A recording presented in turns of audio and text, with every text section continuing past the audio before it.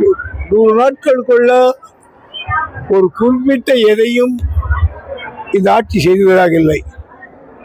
இருக்கிற பெயர்களை மாற்றுகிறார்கள். நாங்கள் செய்த திட்டங்களை தான் சொல்லிக் கொண்டிருக்கிறார்கள். செயற்குழு கூட்டத்தில் நிறைய மாற்றங்கள் செஞ்சிருக்கீங்க, அதை பத்தி கேட்கறாங்க. மாவட்ட செயலாளர்கள் அவன் மாற்றம் செய்ய போறோம், இளைஞர்களுக்கு செய்ய போறோம். இளைஞர்களுக்கு நிறைய வாய்ப்புகள் தரீங்களா? இதுல அடுத்த தலைமுறையினர் வந்து இளைஞர்களுக்கு நிறைய வாய்ப்புகள் இருக்கா? இந்த முறை இளைஞர்களுக்கு இருக்கும், வயதானவர்களுக்கு இருக்கும். சரிங்க, இப்ப 100 நாள் ஆட்சி குறித்து உங்களுடைய கருத்து? 100 நாள் ஆட்சி குறித்து உங்க கருத்து? 100 நாள் ஆட்சி குறித்து உங்களுடைய கருத்துனா? 100 நாள் ஆட்சி குறித்து உங்களுடைய கருத்து? 100 நாள் ஆட்சி குறித்தியா? இப்ப 100 நாள் முடிஞ்சிருக்கு. ஆமா, ஆட்சி நீங்க மூத்த அரசியல்வாதி என்ற முறையில எந்த முறை பாக்குறீங்க? நான் அப்படி நீங்க சொன்ன மாதிரி நான் என்னுடைய 50-60 ஆண்டுகள் அரசியல் வாழ்வில் 100 நாட்களுக்குள்ள ஒரு குறிப்பிட்ட எதையும் இந்த ஆட்சி செய்ததாக இல்லை. இருக்கிற பெயர்களை மாற்றுகிறார்கள். நாங்கள் செய்த திட்டங்களை தான் சொல்லிக் கொண்டிருக்கிறார்கள். இதுக்கு புதியதாக எதையுமே அவர்களுடைய தேர்தல் அறிக்கையில் சொன்னார்களே, நாங்கள்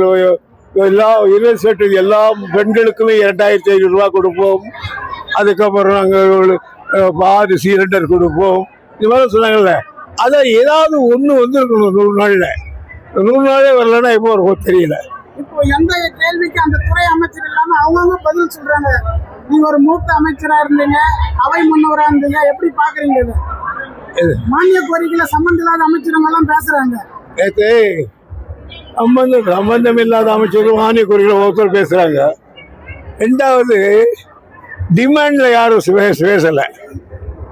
அவங்க என்ன எழுதி எடுத்தாராங்களோ அதுதான் படிக்கிறாங்களே தவிர, முதல்ல எப்படிங்கிற டிபார்ட்ல 10 எம்எல்ஏக்கள் பேசுவாங்க, 10 குறை சொல்லுவாங்க.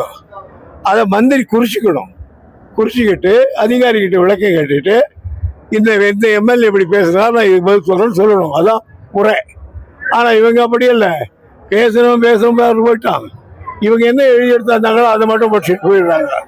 அதான் அவங்களுடைய வேலையா போயிடுச்சு. அதையும் அதுக்கு இதை தவிர இன்னும் அதான் என்னுடைய இலாக்காவை வச்சிருக்கிற அவர் பேரு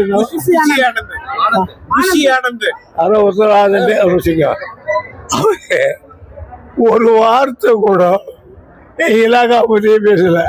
அவங்க தலைவர் அப்படி சிரிப்பாரு, இப்படி சிரிப்பாரு, அவரோடு ஏன் சார் மக்கள் வரிபடத்தில் வச்சுட்டு பாராட்டு கொண்டு வர நடந்துக்கிட்டு இருக்காங்க.